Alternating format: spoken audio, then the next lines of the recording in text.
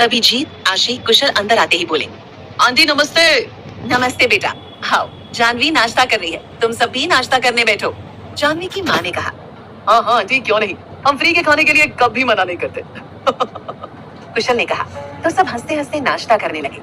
दिल्ली का 5 star hotel. सब ready है, हम कब निकल रहे हैं? समीर ने पूछा। सिद्धार्थ ने अपनी शर्ट की स्लीव्स फोल्ड करते हुए कहा, अभी। समीर ने जल्दबाजी में लक्ष्य को फोन करके कुछ इंस्ट्रक्शंस दिए। फिर सिद्धार्थ अपने रूम से बाहर निकला। आज वो बहुत ही हैंडसम लग रहा था। ब्लैक ब्लेजर, उस पर white shirt, grey tie, set बाल, हाथ में ब्रांडेड वॉच, चेहरे पर रॉक। कोई लड़की एक बार देख ले तो बस दीवानी हो जाए। सिद्धार्थ को होटल से बाहर आते देख उसके बॉडीगार्ड्स ने उसकी ब्लैक BMW का गेट ओपन किया। सिद्धार्थ कार में बैठा और मीटिंग वेन्यू के लिए निकल गया। उसके साथ उसका असिस्टेंट लक्ष्य और समीर भी थे। इधर जानवी भी अपने दोस्तों के साथ मेट्रो में मस्ती करते हुए मॉल जा रही थी। मॉल। इधर सिद्धार्थ मीटिंग खत्म करके मीटिंग रूम से बाहर निकला। समीर, लक्ष्य उसके पीछे थे और बॉडीगार्ड्स उसे पीछे से प्रोटेक्ट कर रहे थे। वो किसी शेर की तरह तेज कदमों से चलता हुआ मॉल के बाहर जा रहा था। दूसरी तरफ जानवी और उसके दोस्त मस्ती करते हुए थिएटर से निकले। सब बहुत हंस रहे थे क्योंकि जो मूवी वो देखकर आए थे वो बहुत कॉमेडी वाली थी। अरे यार, वो सीन मस्त था ना, जब हीरो लड़की बनकर आता है और तब उसके नकली बलून्स जो थे वो फूट जाते हैं। कुशल ने जोर जोर से हंसते हुए कहा, मुझे तो वो सीन बढ़िया लगा जब हीरोइन अपने कुत्ते को बुलाती है तो उसका नौकर आता है। आशी भी हंसते हुए बोली। तभी जानवी ने कहा, अरे पागल, उसने अपने कुत्ते का नाम ही अपने नौकर के नाम पर रखा था। इस बात पर जीत ने हंसते हुए कहा, लगता है आशी को मूवी समझ नहीं आई। वेरी फनी, आशी ने मुंह बनाते हुए कहा। ऐसे ही हंसी मजाक करते हुए वो सब क्लब की तरफ बढ़ रहे थे। जानवी, देख उधर क्या हो रहा है, आशी ने एक तरफ इशारा करते हुए कहा। जानवी ने जब उसके इशारे का पीछा किया तब उसने देखा कि कुछ काले कपड़े पहने आदमी भीड़ को साइड करके एक आदमी के लिए रास्ता बना रहे थे। ये कोई और नहीं, सिद्धार्थ के बॉडीगार्ड्स ही थे जो सिद्धार्थ के लिए भीड़ को साइड कर रहे थे। उसके बॉडीगार्ड्स फॉरेन से ट्रेंड थे, उन्हें ये सब अच्छे से आता था। आया होगा कोई लंगूर, उसी के लिए रास्ता बना रहे होंगे। जानवी ने हंसते हुए कहा, हाँ हाँ हाँ, क्या यार जानवी, अच्छे खासे आदमी को तूने लंगूर बना दिया। आशी ने कहा, और नहीं तो क्या, ये भी कोई लाइफ है, आगे पीछे इन भैंस जैसे आदमियों को लेकर चलो। जानवी ने हंसते हुए कहा। बातें करते करते वो सभी सिद्धार्थ के पास आ गए थे, जिससे जानवी उन सबको ठीक से देख सकती थी। तेरा लंगूर तो किसी एंगल से मुझे लंगूर नहीं लग रहा।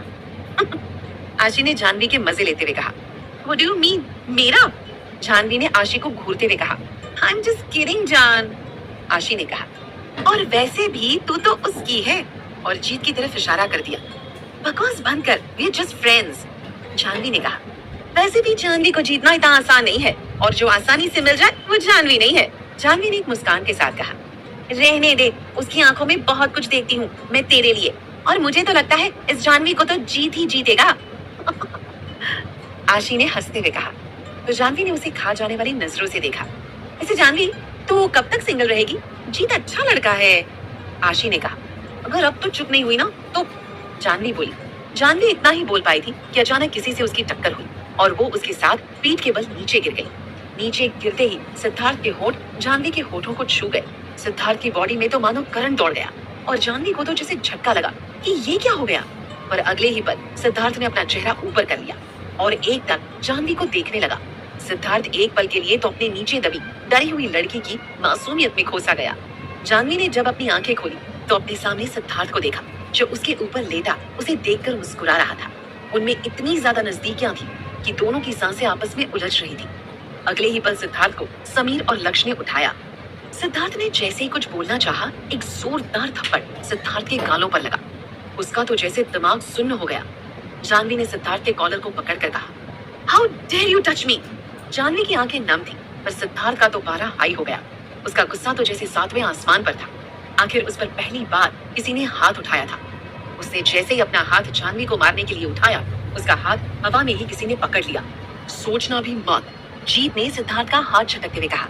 तभी सिद्धार्थ के बॉडीगार्ड्स ने जानवी, कुशल और आशी पर गन पॉइंट कर दी।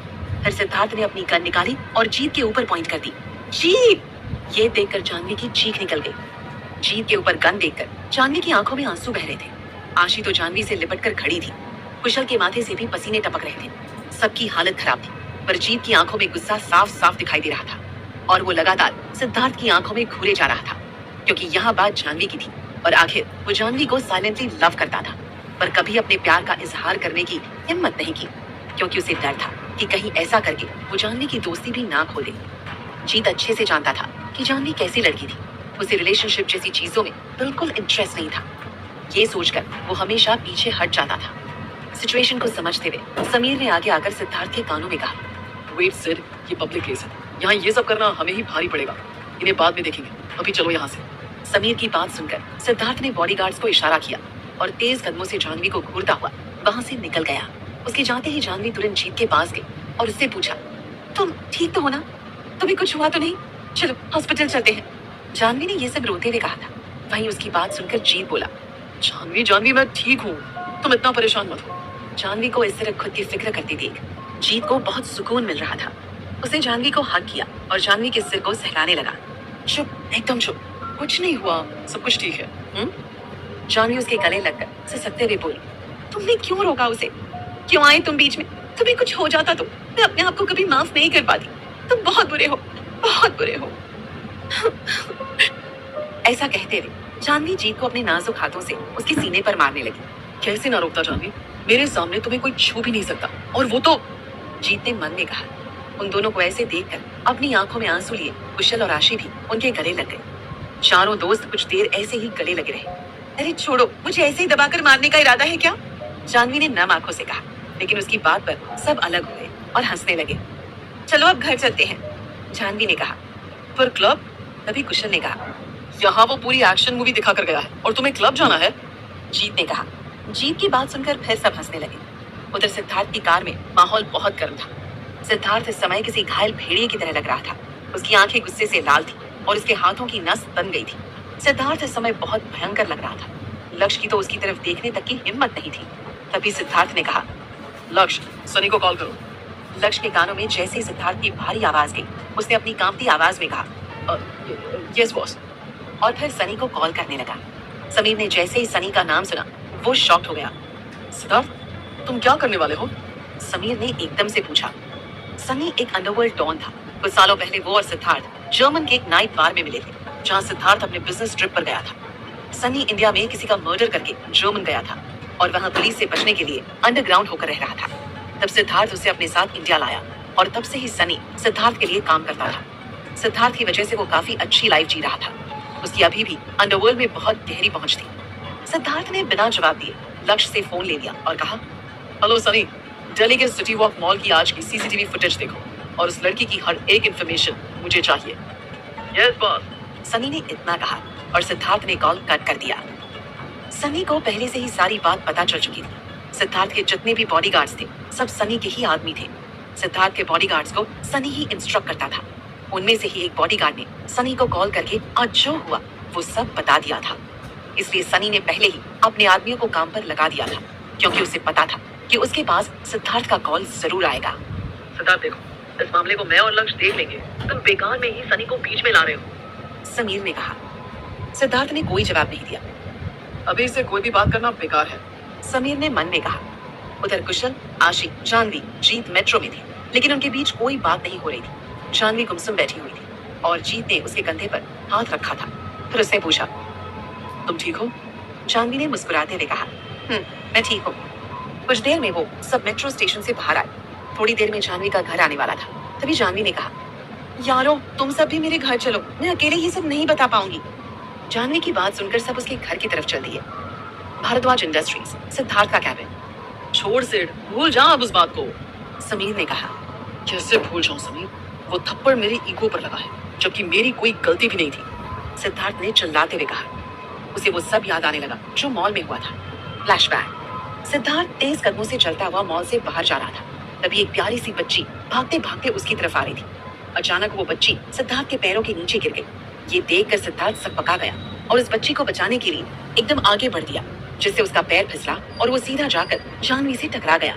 जानवी सिद्धार्थ के वजन को संभाल नहीं पाई और वो दोनों नीचे गिर गए, जिससे जानवी उसके नीचे दब गई।